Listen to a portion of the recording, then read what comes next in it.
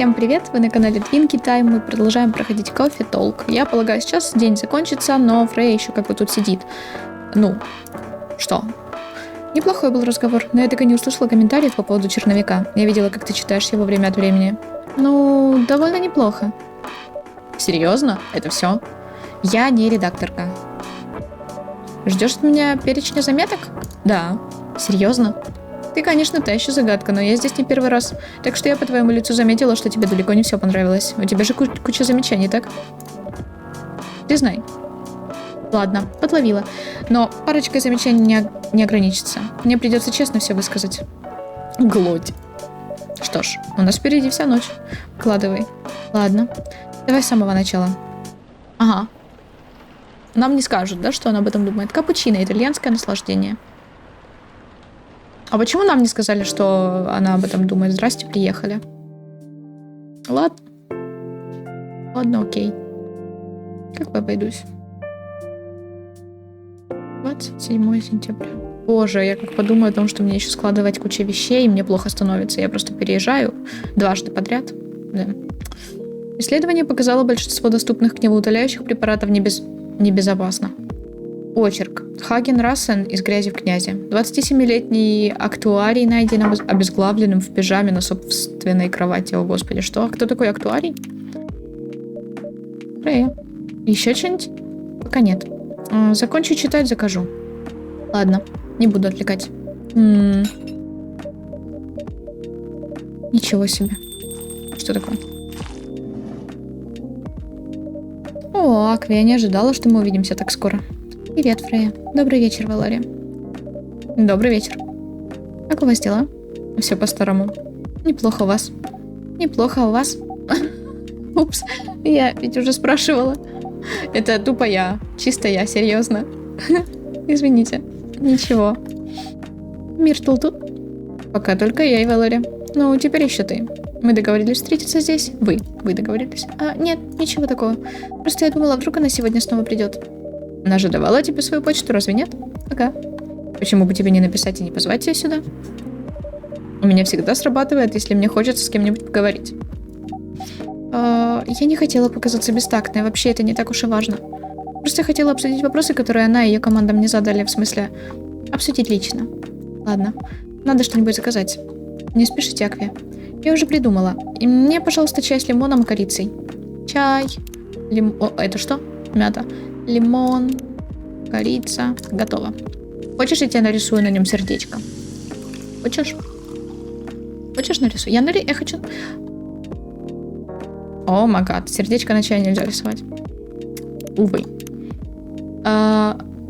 Где? Острый напиток... Ой, не то. Несмотря на свое название, напиток произошел родом из Америки. Понимаю. Готово. О, как симпатично. Если я не ошибаюсь, это называется русским чаем, да? О, вам знакомо это название? Слышала когда-то. Почти уверена, что из русского в нем только название. Оно родом из какой-то старой кулинарной книги или вроде того. Вы правы. О, какой необычный занятный факт. Откуда ты это знаешь? Что это тут?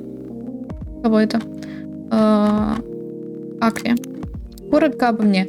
Русалка, дружелюбная интровертка, родом из Атлантиды. Обожаю чай. Что я люблю? Цельнометаллическую борьбу и видеоигры в целом.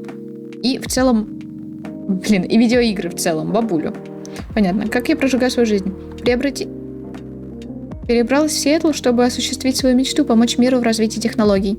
Пытаюсь найти свое место в жизни, свою вторую половинку, попутно занимаюсь любимыми вещами. О, боже, как мило. Надо же. Дима, я слишком часто сижу в интернете. Во сколько ты пришла, Фрея? Я и не уходила. Бл-бл-бл. Бл-бл-бл. Сначала допей. Извини, я спросила, ты не уходила? Я шучу. О. Было бы безрассудно с твоей стороны. Почему?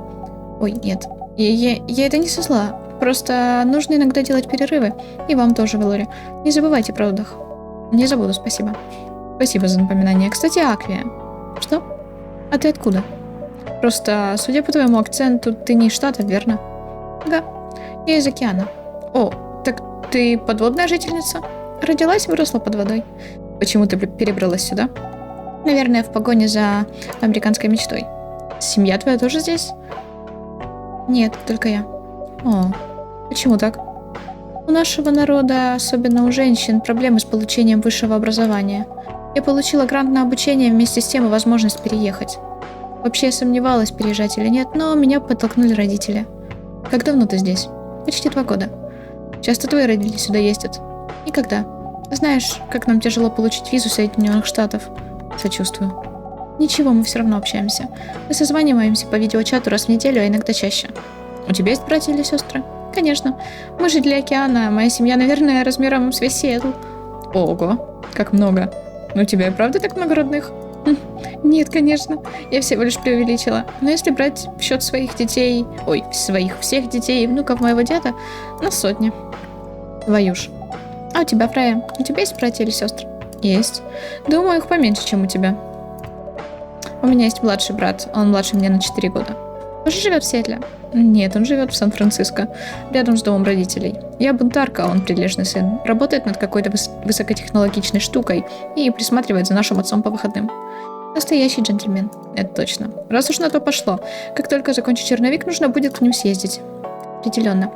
Будь с ними, пока есть возможность. Знаю. Ладно. Я хочу сделать заказ. Очередной эспрессо. Как обычно, не мне тебе напоминать. И кажется, там, как он делается, я забыла опять. Кофе, поняла. О, я ей нарисую. Может, хочешь, я тебе нарисую? Давайте я нарисую что-нибудь. Да почему нельзя? Я хотела нарисовать что-нибудь. Никто не заказывает рисунки. Почему? Я могу там так и накалякать. Шо? Горький. Как раз то, что нужно. О, кто там? Добрый вечер. Добрый вечер. Чем могу помочь? Да. Не знаю, что бы заказать. Может быть, что-нибудь для поднятия настроения? Ты кто? Мне надо сделать скрин. Можешь убрать, пожалуйста, свою панельку разговора? Вам не понравилось ничего из меню? Если хотите, могу приготовить что-нибудь по вашему рецепту. Вы слышали про СТМД? Извините, в первый раз слышу. Думаю, что смогу его приготовить, если вы назовете мне ингредиенты. Ну, повезло. СТМД расшифровывается как Сусу Телур Маду Джахе. В переводе с индонезийского, соответственно, молоко, яйцо, мед, имбирь. Ясно. Прости, погоди, у тебя есть яйца? Конечно, есть, они не на полке. Но я добавлю их в напиток после того, как смешаю остальное. С удовольствием выпью. Чашку СТМД, пожалуйста. Что? Еще раз. В переводе с молоко, яйцо, мед, имбирь. Молоко, яйцо, молоко. Яйца нет, мед, имбирь. Яйцо? Какое яйцо? Что? Так где? А так можно?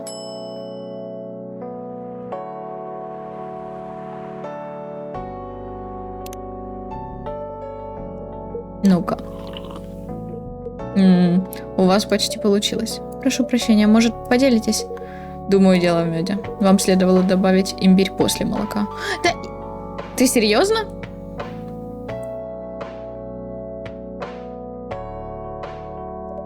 Возьму на заметку.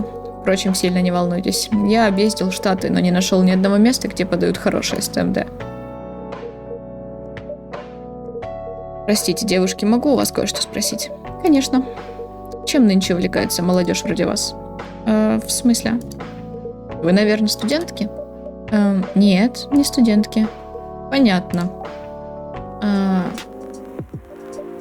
Что ты хочешь? Можно узнать, сколько вам лет? Вы ведете себя как извращенец. Отодвиньтесь обратно, держитесь от нас на расстоянии. Ой, извините. Я не хотел вас напугать. Что это было вообще-то? Валерия. Просто мне. Что это за старик-извращенец? Мне хочется. Понятия не имею, первый раз его вижу. Мне хочется получше понять молодежь. Да что происходит? Ну, как бы сходу тоже его называть так не уверена, что стоит, потому что... А что он вообще хочет, надо узнать получше. Ну, или не узнавать, а просто отстань, пожалуйста. Но да, тоже как-то стрёмненько. Типа, зачем тебе эта информация? Джордж, слава богу. Как жизнь? Какой-то жуткий старикан пытается с нами заигрывать. Где? Вы про него? Да, Только можно не так громко? Фрей, этот мужчина отец Рэйчел. Он попросил меня о встрече, я позвала его сюда. Вот, я же говорю, ну, он котик. Видишь, ты котик. Котики хорошие. Котик. Ох. О боже, бедный чел. Не знала, что это отец Рэйчел. Не знала, что отец Рэйчел старый извращенец. Ничего удивительного в том, что она сбежала. Ребят, знакомьтесь, Ферланг, папа Рэйчел. Ферланг, знакомьтесь, Фрей и Вэлори. Назовите меня Хендри. Хендри. Да чё ж вы... Ух ты, как мило. 23 мая, день рождения, все. А подожди, там еще что-то было написано? Нет, пусто. Извините за произошедшее. Не хотел ничего такого, прошу прощения. Стойте, вы Хендри Ферланг? Да. Я Рэйчел Флоренсия. Ой, не я, а Рэйчел Флоренсия ваша дочь? Да. Ферланг. Флоренсия. Почему у вас разная фамилия? В чем подвох? Флоренсия — это девичья фамилия моей жены. Ой, извините. Рэйчел взяла ее в качестве псевдонима. Рэя. Ладно, пожалуй, пойду поработаю над своим романом. Уверена, вам здесь есть о чем поболтать. Фрей, я с тобой. Ориентировались по-тихому. О чем вы хотели поговорить со мной? Рэйчел. Той ночью, когда вы довезли ее до дома, рядом с ней были какие-нибудь подозрительные типы? Ну... Думаю, одна из них вела себя довольно подозрительно. Эй, я все слышу. Что? Я не преступница. Я просто пошутил. Она сидела здесь в кофейне, болтала с ребятами в полной безопасности. Точно. До этого.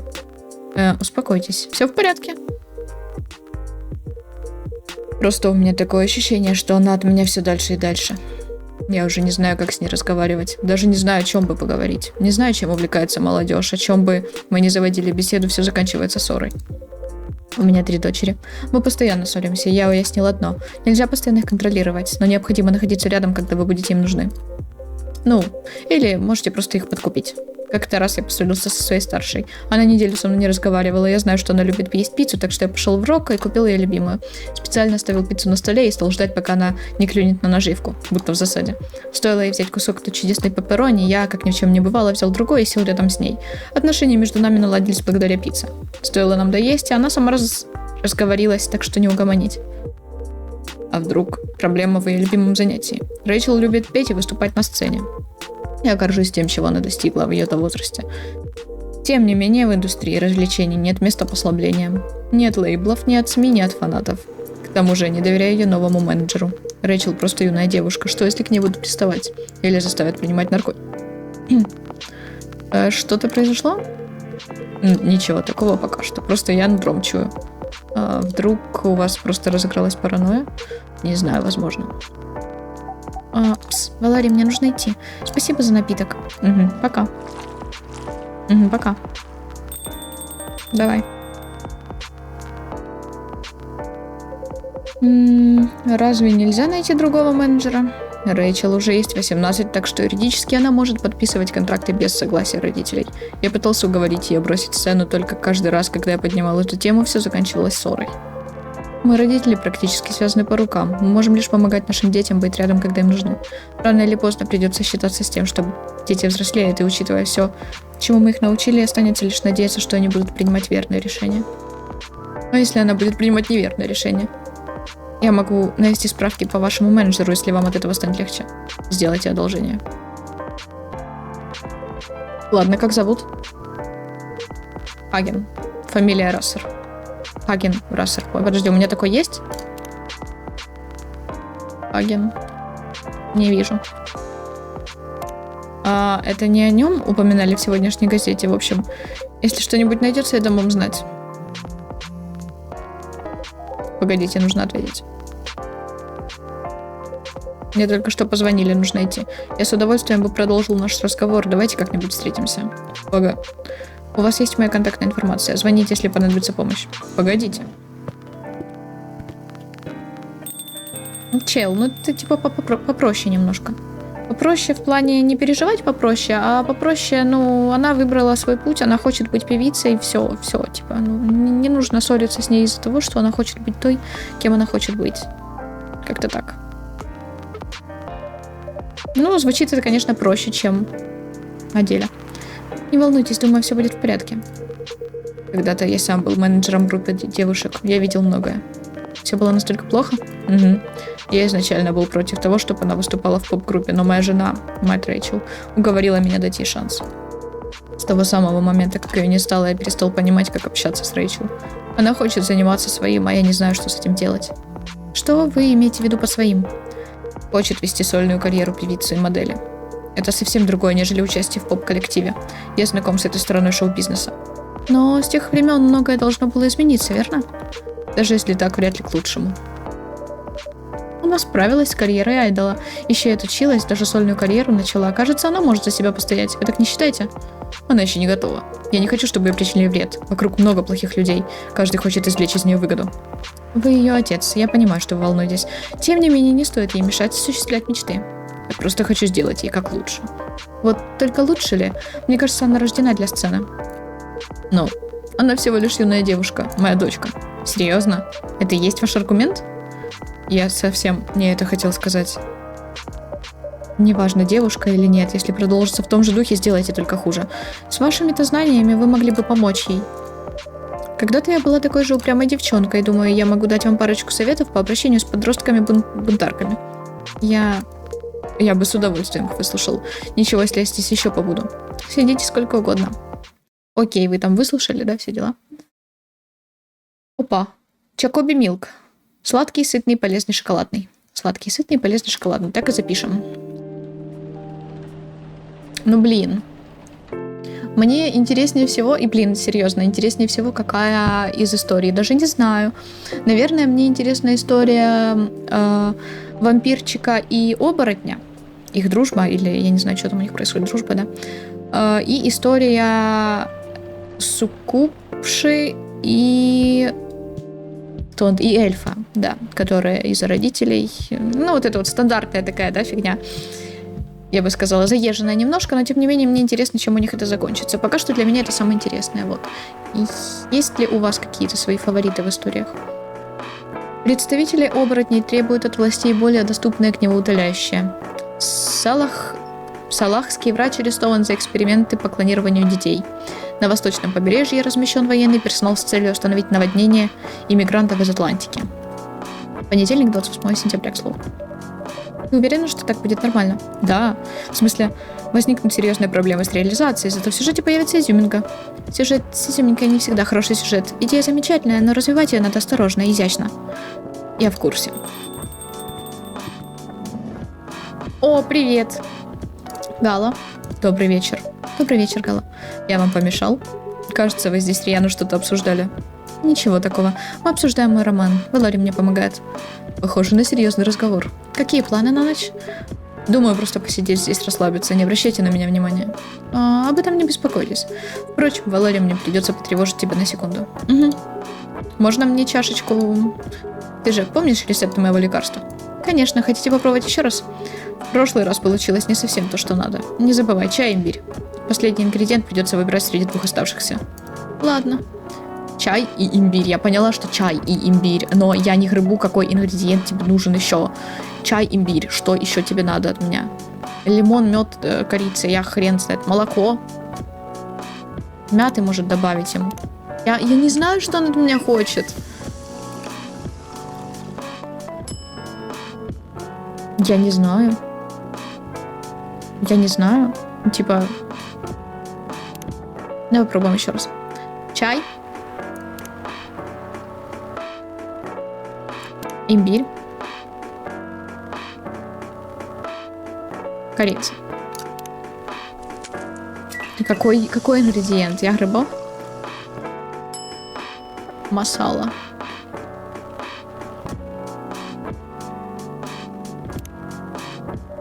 Ну, как?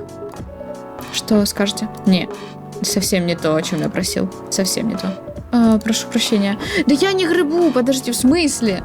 Я имбирь положила? Нет, я имбирь положила. Я ж имбирь положила. Там 2 ингредиента из 2, которые ты хотел. 3 я добавила рандомно. В чем твоя проблема? Или я неправильно, или я не то положила? Я не помню. Я не помню. Ладно. Ладно, пофиг. Ладно, не обращайте на меня внимания, продолжайте разговор. Не волнуйтесь, мы уже заканчиваем. Ты заканчиваешь. Благодаря тебе у меня появилась куча домашней работы. Обращайся. Хайд тоже придет? Нет, я сегодня один. Значит, сегодня будет спокойно. Как грубо, Фрея. Да ладно, я всего лишь пошутила. Впрочем, я мог бы поучиться адекватно доносить свои мысли до других. Может, вы и не поверите, но в душе он очень добрый. Чего он, очевидно, не показывает. К тебе это тоже относится. Ладно тебе. Опа! Только сказала за них. За этих двоих. За эти две истории, точнее. Всем добрый вечер. Добрый вечер, Беллис. Здоров. Как жизнь, Фрея? Не очень. Что такое? Вэллори вовсю критикует мой роман. Это называется делиться своим мнением. Жестоким мнением. Полезным мнением. Занятно. А что не так с романом? В нем нелинейный сюжет. Он довольно запутанный. Что-то вроде той детской книжной серии «Выбери себе приключения». Но для взрослой аудитории. Пока не вижу ничего необычного. Только здесь, принимая решение, читатель не перелистывает на нужную страницу, а получает определенное количество очков. Чего? И в соответствии с этими очками будет определяться маршрут читателя. Это больше похоже на игру, а не на книгу. Я знаю, это не то, чтобы что-то новое, но я ориентируюсь на широкую аудиторию. С помощью моего издателя книга в таком стиле может обрести большую популярность. Большую или большую, хрен знает. Большую, наверное. Прямо как то шоу от Нетстрима. Ничего нового они не придумали, но рекламная кампания, а также привлечение знаменитостей сделали свое дело. Любопытно. Крайне смело, Фрея. Это хотя бы проще другой моей задумки. А именно, написать роман не в книжном виде, а в виде карточек. Что? И вот и я удивляюсь. Будто у нее масса времени, и это еще без учета деликатной темы. Развитие сюжета в мире, где не существует никаких рас, кроме человеческой. Чего? А, опять эта тема. На это есть своя причина. Просто дождись, пока я допишу свое произведение. Ладно. Только Вэллори верно говорит, у меня не хватит времени на все свои идеи. Но то, что мою идею одобрили, уже большой скачок. Не стоит испытывать судьбу еще раз. Справедливо. Кстати, о чем роман? Всему свое время, не хочу портить удовольствие. Ну ладно. Надо бы заказать что-нибудь. Давай, вот ты, со своим заказом реально сложный. Что будете пить? Имбирный латте, если вы знаете рецепт. Кажется, знаю. Или не знаю. Не знаю, но сейчас узнаю. Думаю, латте это кофе, молоко. Кофе, молоко и должно быть имбирь. Нет? Это же должно работать так, правильно? Неужели это не работает так? Давай тебе еще арт сделаю, давай. Какой арт ему сделать?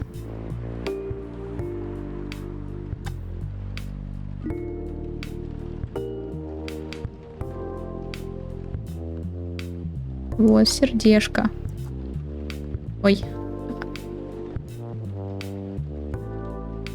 Ой, ну, неважно. Оп. Вот так-то. Да, сердечко получилось немножко корявое. Но разве это важно? Это же не важно, правильно?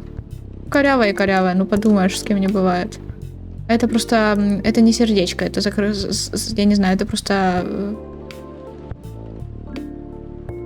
Это не важно, короче, это просто облако дыма. Такое. Сердечко дышит, все неважно. Да, оно горит, оно полыхает, оно типа горящее сердечко, вот так вот. Да. Готово. Спасибо. Вкусно. Но имбиря побольше бы. Не то, чтобы вы сделали что-то не так. У меня, возможно, добавить 3 ингредиента. Что значит имбиря побольше? Я могу добавить больше? Что происходит, слушай?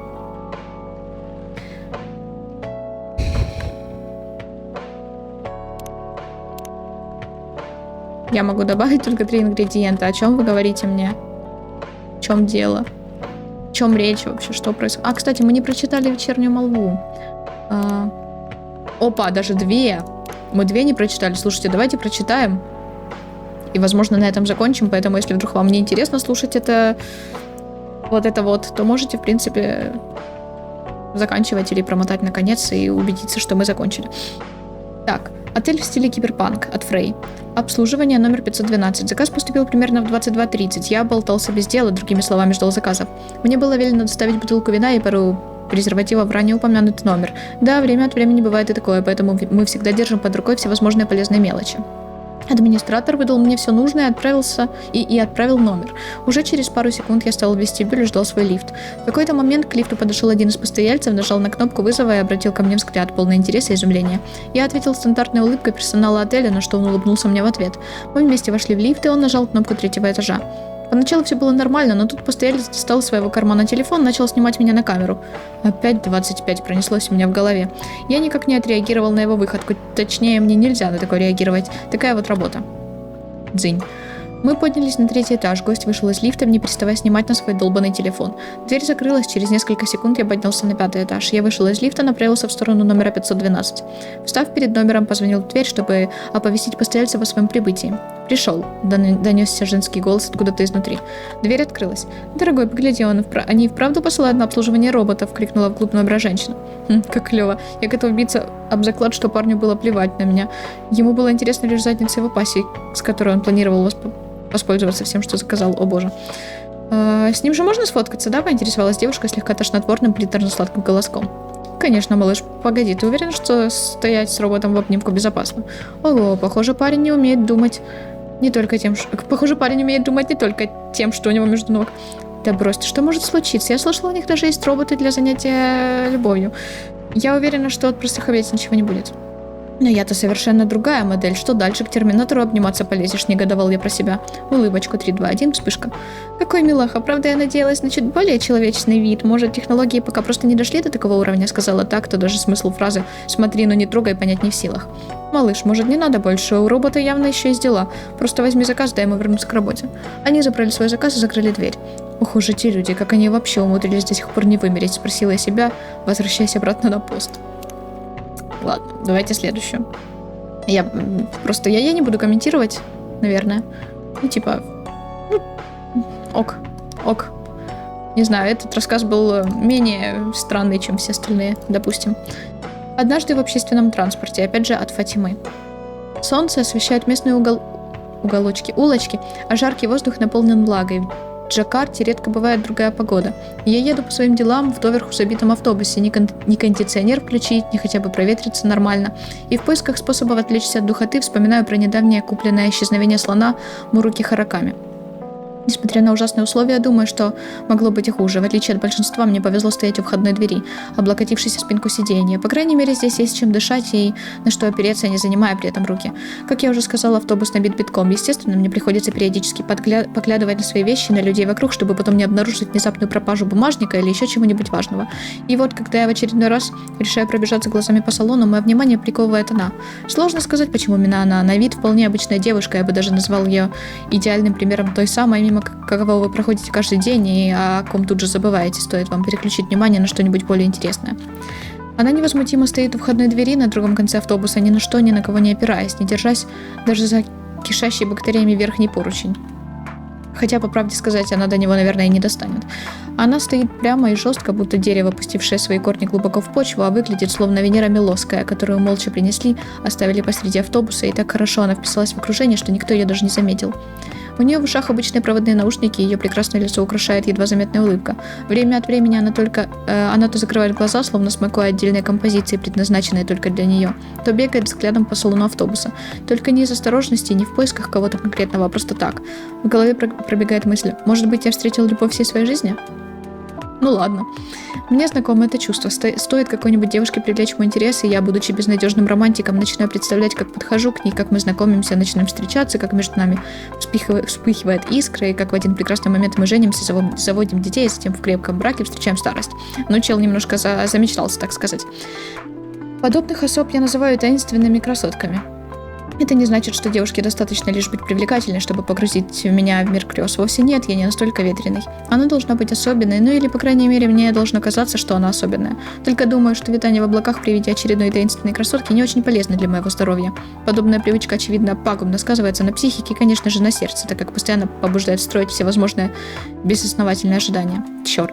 Она посмотрела на меня, наши взгляды пересеклись всего на долю секунды, и я тут же опустил глаза обратно в книгу. Неужели она заметила, как я на нее пялился? А если она примет меня за извращенца? Черт, в голове полный бардак, не могу собраться с мыслями, и сердце колотится как безумное. Я продолжаю таращиться на книгу, но мой разум напрочь отказывается понимать, что там написано. Все мои мысли сейчас могут быть только о той девушке. Не в силах удержаться, я поднимаю голову, чтобы посмотреть на нее, и наши взгляды пересекаются. Снова. Наверняка это какой-то знак. Может, мне стоит подойти к ней представиться? Да, определенно стоит. А что, если я где-то облажаюсь? Ну и что такого страшного может случиться? Во-первых, в автобусе полно народу, люди могут разозлиться, если я подойду к ней, расталкивая всех на своем пути. Во-вторых, может, ей совсем не хочется, чтобы к ней кто-нибудь подходил. Началось. Опять ты себя накручиваешь, даже если ей не понравится, что ты к ней подошел, что с того? Сам подумай, что с того? Ну, допустим, она принимает меня за извращенца и кричит, тогда меня однозначно затопчут всем автобусом. Хуже всего будет, если мы познакомимся, и она окажется не такой, какой я ее представлял. Тогда все мои волнения будут напрасны. Я же потом годами буду вспоминать свою разбитую мечту. Ох, Хватит уже паниковать, надо хотя бы попробовать, уже потом разбираться будешь. Не-не-не, слишком опасно. И вот в самый разгар ожесточенной внутренней дискуссии происходит невероятное. Наши с ней взгляды пересекаются снова, но в этот раз мы не спешим отрываться друг от друга. Вдруг она мне улыбается. Первый раз в жизни вижу настолько обычную, но при этом завораживающую улыбку. Видишь, это знак, она дает зеленый свет. Но ты помнишь ту девушку со скрипкой? Она ехала с нами в одном поезде в Джакьякарту. Конечно, помню. Она еще села напротив нас, ты приблизительно не вспомнишь, когда это было, зато помнишь ее малиновый плащ и рыжеватые короткие волосы. Помнишь даже то, как она элегантно положила свою скрипку в багажное отделение, и то, как... Кончаю уже. Сейчас другие обстоятельства. Уверен, тогда, не поддавшись желанию познакомиться, я избежал лютого позора. Мысли роятся, шумят, терзают мою голову, кожа покрывается холодным потом. Я больше не могу терпеть этот внутренний бардак. Хватит, кричу я про себя. Полная тишина, и ровно в эту же секунду iPod доигрывает предыдущую песню, и переключается на The Only Moment We Were Alone группы Explosions in the Space. Я выкручиваю музыку погромче, убираю книгу обратно в сумку. Мне кажется, я неправильно назвала это слово, но неважно. Закрываю глаза и делаю вдох, а затем выдыхаю. Да, возможно, я упускаю свой шанс встретить ту самую, но, по крайней мере, до тех пор, пока я о ней ничего не знаю, ее идеальный образ будет жить в моей голове. Это такой себе интересный подход, ладно. Кто знает, может, у нее в наушниках сейчас играет та же песня, кто знает, может, она большая поклонница Хураками и Final Dreams 9. Кто знает, может, у нее нет парня, и может, мы идеально подходим друг к другу, а я просто не хочу рушить свои надежды, поэтому никогда не подойду к ней, не проверю, так ли это или нет. Как говорится, чему быть, того не миновать. Через пару минут автобус останавливается напротив торгового центра Синаян, куда я изначально направлялся. Я поворачиваюсь к выходу, стараясь не глядеть в ее сторону. Если сейчас посмотрю на нее, зная, что больше никогда не увижу, я могу не выдержать. Я выхожу из автобуса, ощущаю тепло солнечных лучей, а мои легкие наполняются свежим воздухом. И тут я поворачиваюсь вправо, вижу ее, стоящую совсем одну, наслаждающуюся легким ветерком и явно довольную тем, что ей повезло наконец выбраться из этой тесной душной печи, которую мы зачем-то называем автобусом. Она поворачивает голову в мою сторону, и я вижу в ее глазах мимолетную тень удивления. Спустя мгновение она улыбается. Чему быть, того не миновать, так ведь? Так, что я могу сказать про эту историю? Наивненько, так...